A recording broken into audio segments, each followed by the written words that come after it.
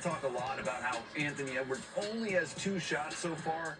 That has a lot to do with this. What we're seeing here is Lou Dort, one of the best perimeter defenders in the world, just hounding Anthony Edwards. Easier said than done just to go shoot some shots, Anthony Edwards. So what could be the answer then as we go virtual immersive with Tim Legler? Well, look, if he's going to get hounded to this extent, if they're going to overload to this extent, then you've got to be a little bit more of a playmaker, but stay aggressive. That's the key. Don't just give it up and be passive on certain possessions. I like this one. He comes off this ball screen. Look at all the activity. All sets of eyes on Anthony Edwards as he gets into the paint.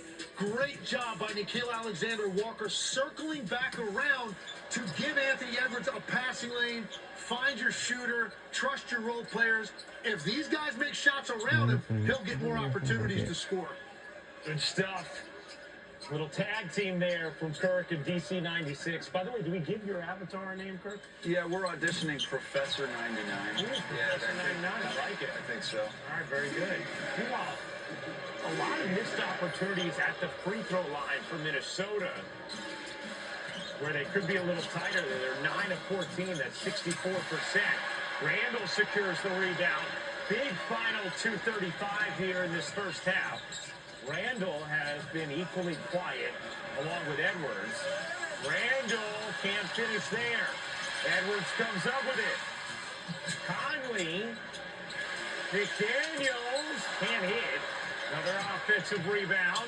McDaniels forces it up and off. Randall gets fouled. Good effort on the offensive glass there to help get a trip to the line for Minnesota. Great activity. They earned themselves 3 opportunities on this possession. I am confused, though, why Anthony Edwards didn't shoot that little floater. Where he tossed to the corner. From 10 feet. Yeah. You know, he catches the ball beyond a three-point line. The defenders are closing out. He gets into the area to floor where you're thinking a guy that is a big-time scorer that's hardly had any daylight would be looking to take that little short floater and pull it. Instead, makes another kick out. And it worked out for them because they got another offensive rebound. And their other scorer that's struggling gets 2 freebies at the line. You know, everything about Anthony Edwards is loud, obviously. He plays with a torque and a force you can feel. He obviously loves leaning into trash talking and the entertainment aspects of the NBA. This has been an oddly meek first half from Anthony Edwards. Throwback to that game 1 and from Julius Randle. A throwback for him to game 2. And they are being saved right now, Ryan, by Jaden McDaniels and Nickeil Alexander-Walker. SGA soars in up to 21 in the first half for the MVP. Now that looked like regular season defense. That looked like Minnesota in game 2. Defensive. That's not what we saw in game 3 the other night. That was far too easy for Shai Gilgeous-Alexander to just get an entire lane to himself and meet no resistance on his way to the rim. And I heard Michael Malone say this, Legs, that game 2 38 was the easiest 38 that SGA had all year. And that's not a good sign if you're Minnesota, that we're evoking that night of defense early in this game 4. Shot clock violation. Edwards is 1 for 2. Randall is 1 for 3 from the floor. They have a combined 5 field goal attempts. I mean, it's bordering on the bizarre. Yeah. To think both of those guys could be that limited with their field goal attempts. Either one of them, really. Right. But both on the same night, and yet here they are. Now, you made a note of it. You wrote it down. Yeah, it was 60 to 53 with 4:08 to go. And it's still 7. So Yeah. over the last 3 minutes, good news is Oklahoma City hasn't run away from you. The bad news is this was an opportunity to maybe get the game even because Oklahoma City isn't scoring right now. For the first time this half. Here's FGA. Kicks it out. J-Dub. Back to Shea. Randall shading him. 5 to shoot. Wallace couldn't pizza pie it in, but a foul. I thought that was a good defensive possession for Minnesota until that late whistle, Legs. That was a great defensive possession. They did a lot of things right on that. I love the second half of the possession when Shai Gilgeous-Alexander was operating one-on-one and he came out of a spin and Julius Randle left his man so that when Shai came out of that spin, he was staring at a second guy. I like when you hit these explosive scores that do operate out of a spin move. I love running traffic at them as they're coming out of it and seeing if they can make the appropriate reads. So the possession was great. Unfortunately, it ended with a foul late in the clock. Holmgren, he's just been quietly effective, really all playoffs long. 10 points, 5 rebounds in this first half. And all three of their stars were struggling in game 3, all of them in double digits in the first half of this.